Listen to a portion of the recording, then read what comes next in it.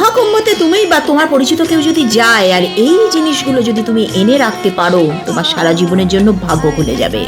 গঙ্গার ঘাট থেকে একটুখানি মাটি নিয়ে এসে যদি তুলসী গাছের গোড়ায় দিয়ে রাখতে পারো, বা যেখানে পুজো করি আমরা সেখানে রাখতে পারো, তাহলে মহাদেবের কৃপা পাওয়া যায়। এবং গ্রহ মেলায় খুব সহজেই পাওয়া যায় রুদ্রাক্ষের মালা, তুলসী মালা, সেটা যদি কাউকে দিয়ে নিয়ে এসে ধারণ করতে পারো গলায়, তাহলে কিন্তু বাড়িতে যত রকমের নেগেটিভ ঊর্জা আছে সেটা দূর হয়ে যায়। কুম্ভ মেলায় ত্রিবেণী সঙ্গমে চান করার পর যদি তোমরা হনুমানজির মন্দিরে যাও, সেখানে তুলসী পাতা প্রসাদ হিসাবে দেওয়া হয়। সেই তুলসী পাতা একটা লাল কাপড়ের মধ্যে বেঁধে যেখানে পয়সা থাকে আমাদের, সেখানে যদি রাখতে পারো, তাহলে সারা জীবনের মতো অর্থনৈতিক কষ্ট দূর হয়ে যায়।